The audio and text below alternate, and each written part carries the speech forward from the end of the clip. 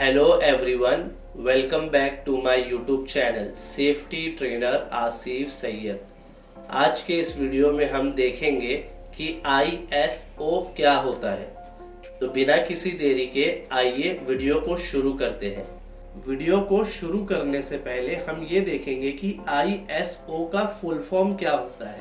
तो ISO का full form है इंटरनेशनल ऑर्गेनाइजेशन फॉर स्टैंडर्डाइजेशन, जिसका हिंदी में मतलब है अंतर्राष्ट्रीय मानकीकरण संगठन। तो चलिए चलते हमारे पहले क्वेश्चन की ओर। हमारा सबसे पहला क्वेश्चन है अंतर्राष्ट्रीय मानकीकरण संगठन क्या है, यानी कि व्हाट इज ISO।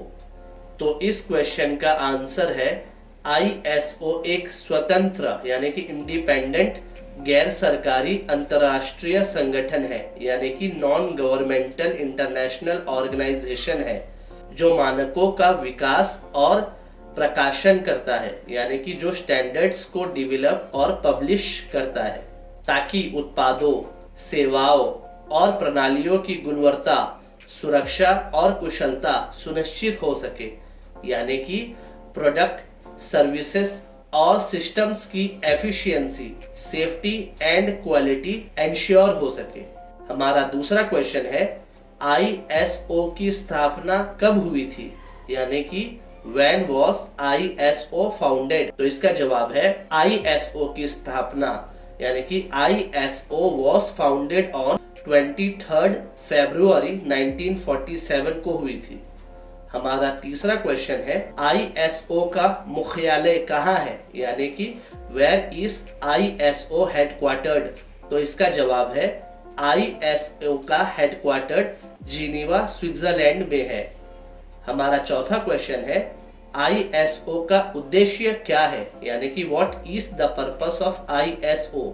तो इसका जवाब है ISO का उद्देश्य अंतरराष्ट्रीय व्यापार को सुगम बनाना है, यानी कि ISO का पर्पस इंटरनेशनल ट्रेड को फैसिलिटेट करना है और उत्पादों और सेवाओं के बीच संगठता को बढ़ाना है, यानी कि प्रोडक्ट और सर्विसेज के बीच कंपैटिबिलिटी को वर्ल्ड वाइड एनहांस करना है, ताकि गुणवत्ता, सुरक्षा और कुशलता सुनिश्चित हो सके, यानी कि एफिशिएंसी, सेफ्टी और क्वालिटी एंश्योर हो सके। हमारा पांचवा क्वेश्चन है ISO ने कितने स्टैंडर्ड्स पब्लिश किए हैं, यानी कि how many standards has ISO published. तो इसका जवाब है ISO ने अब तक 23,000 से भी ज्यादा इंटरनेशनल स्टैंडर्ड्स पब्लिश किए हैं, जो लगभग हर इंडस्ट्रीज को कवर करते हैं, जैसे टेक्नोलॉजी, खाद्य सुरक्षा यानी कि फूड सेफ्टी, कृषि और स्वास्थ्य सेवा यानी कि एग्रीकल्चर और हेल्थ केयर इनमें शामिल है।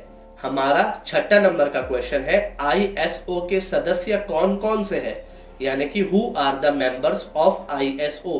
तो इसका आंसर है ISO के 167 राष्ट्रीय मानक निकाय सदस्य है, यानी कि ISO के 167 नेशनल स्टैंडर्ड बॉडीज है। नेशनल स्टैंडर्ड बॉडीज का मतलब, जैसे मैं इंडिया से हूँ तो इंडिया में कौन सा नेशनल स्टैंडर्ड बॉडीज है, BIS यानी कि ब्यूरो ऑफ इंडियन स्टैंडर्ड।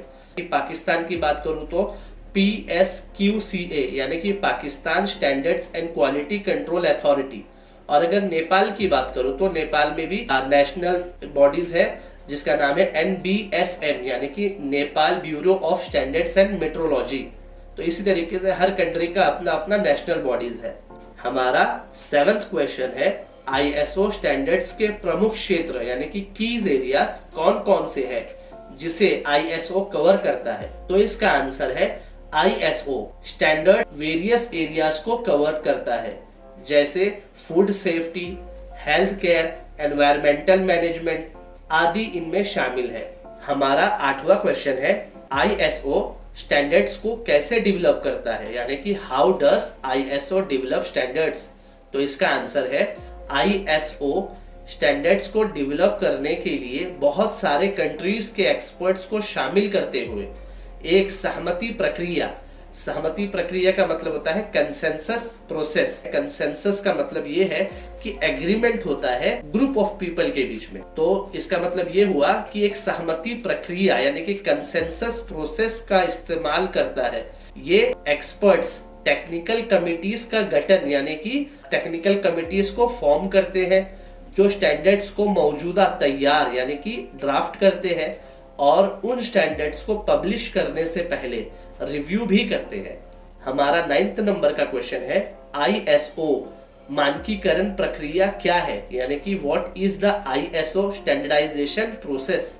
तो इसका आंसर है ISO स्टैंडर्डाइजेशन प्रोसेस में कई चरण यानी कि सेवरल स्टेजेस शामिल है, जैसे प्रस्ताव यानी कि प्रपोजल, तैयारी यानी कि प्रिपरेटरी, समिति यानी कि कमिटी, पूछताछ यानी कि इंक्वायरी, अनुमोदन और प्रकाशन यानी कि अप्रूवल और पब्लिकेशन। हर एक चरण यानी कि हर एक स्टेज में दुनिया भर से आए एक्सपर्ट्स के बीच एक्सटेंसिव रिव्यू और कंसेंसस बिल्डिंग यानी कि विस्तृत समीक्षा और सहमति बनाना शामिल है। हमारा 10वां नंबर का क्वेश्चन है कोई कंपनी ISO प्रमाणित कैसे हो सकती है।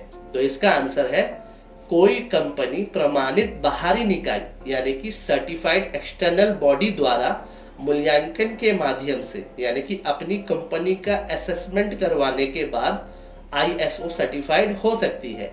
कंपनी को प्रासंगिक यानी कि रिलेवेंट ISO स्टैंडर्ड्स के साथ अनुपालन को दस्तावेजीकरण यानी कि ISO स्टैंडर्ड्स के साथ कंप्लायंस को डॉक्यूमेंटेशन और ऑन साइट ऑडिट के जरिए से प्रदर्शित यानी कि डेमोन्स्ट्रेट करना होगा।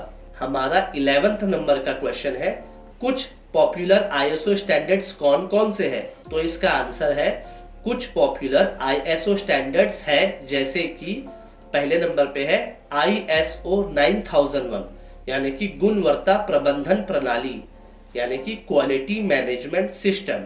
दूसरे नंबर पे है ISO 14001 यानी कि पर्यावरण प्रबंधन प्रणाली एनवायरमेंटल मैनेजमेंट सिस्टम। तीसरे नंबर पे है ISO 22000 यानी कि खाद्य सुरक्षा प्रबंधन प्रणाली यानी कि food safety management system.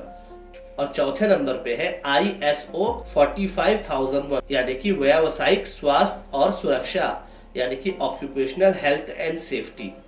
Last but not least हमारा 12वां नंबर और आखिरी क्वेश्चन है ISO उपभोक्ताओं को कैसे फायदा पहुंचाता है यानी कि how does ISO benefit consumers. तो इसका आंसर है ISO कंज्यूमर्स को ये सुनिश्चित करके फायदा पहुंचाता है कि उत्पाद और सेवाएं सुरक्षित, विश्वसनीय और अच्छी गुणवत्ता की हो यानी कि प्रोडक्ट्स एंड सर्विसेज सेफ हो, रिलायबल्स और अच्छी क्वालिटी की हो।